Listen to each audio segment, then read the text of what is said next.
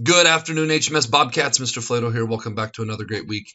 D. Helena Middle School. Hope everybody had a restful, awesome weekend and is ready to be back and be a learner. Today's Bob lesson, arguably the most important Bob lesson of the year. Matter of fact, we feel so strongly about this Bob lesson that a year ago, Miss Gluckert and I, other adults at Helena Middle School, decided to go into the PE classes and teach this in person and talk about this in person and have important conversations in person, answer important questions in person, better understand this in person from the student and adult perspective. Today's Bob lesson is talking about Stop, Walk, and Talk. Why Stop, Walk, and Talk is so important.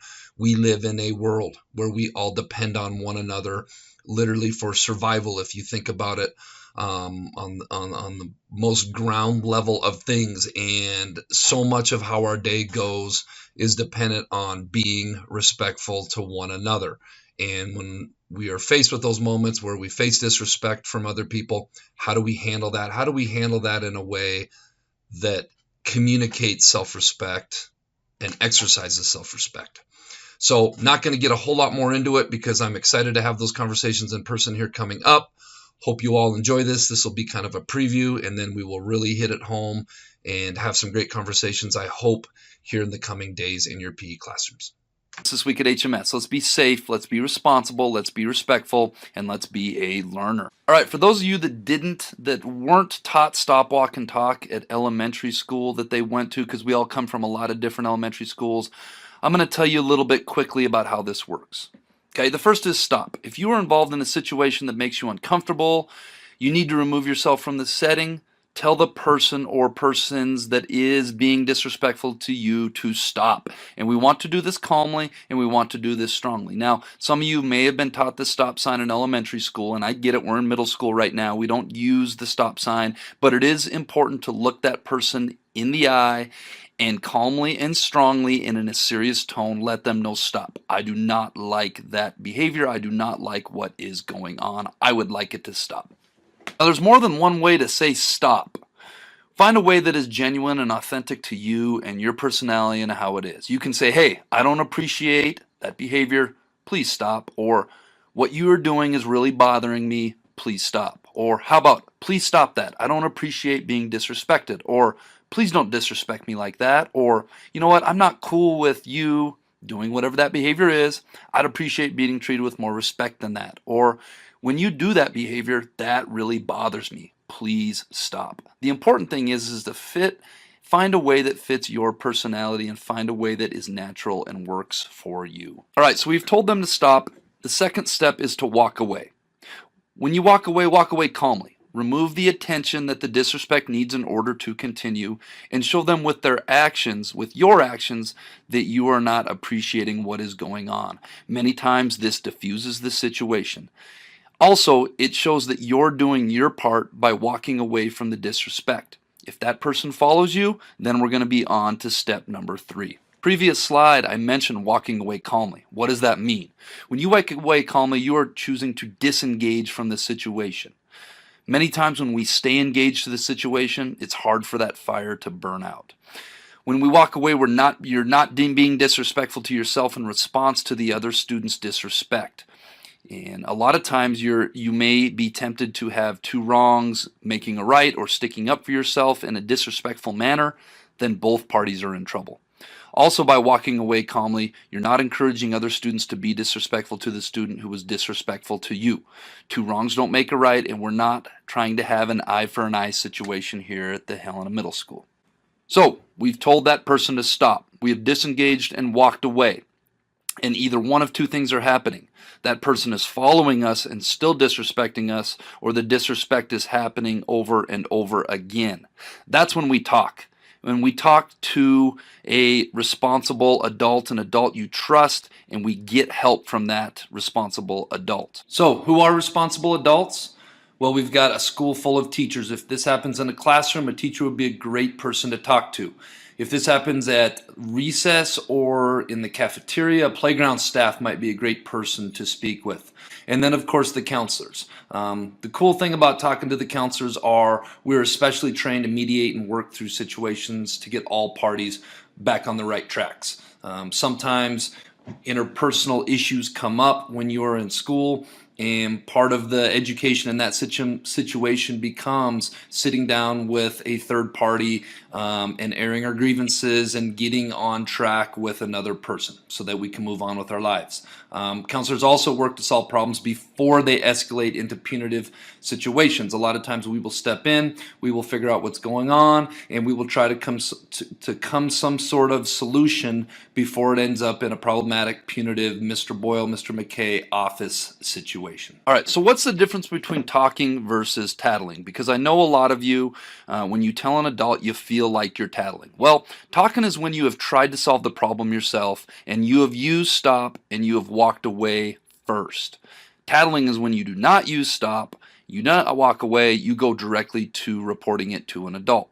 Tattling is when your goal is to get the other person in trouble. That's why stop, walk, and talk goes in that order. We want to let that other person know that, hey, we're not appreciating it and I'm going to remove myself from this situation. At that point, if that other person follows, you have done your part and it's time to get an adult involved. That's not tattling as well because we're working to problem solve. Maybe that other person that is disrespecting is having a bad day. If it repeatedly comes, then we make a decision on whether we need to take the next step. So I hope you guys know the difference between tattling and talking. All right, so you've told them to stop. You've walked away. You've told an adult. Here's what you can expect when you talk to an adult. The adult will ask you what the problem is. They will say, did you tell that person to stop? They will then ask if you calmly walked away. If you haven't done these steps first, the adult is going to ask you to do that. So make sure when we talk to an adult that we let them know what the problem is and we let them know, hey, I have told that person to stop, I've told that person to walk away, and now I'm talking to you. I know it's hard for a lot of you to report the problem to a responsible adult. Why is it so hard? Many incidents of disrespect are not reported, in spite of the fact that the research shows that reporting is the most effective tool for actually getting problem behavior to stop. When you fail to report continuing disrespectful behavior, that person often continues to disrespect other people. And so when you could have taken care of it, now other people are involved. Think of it as a forest fire. Instead of being put out when it was small and manageable, it grows and grows and grows and affects many more people in our school. And we don't want our school to become a place where our culture is we let disrespect happen. So by reporting and by using stop, walk, and talk, you're doing your part to keep disrespectful behavior at a minimum.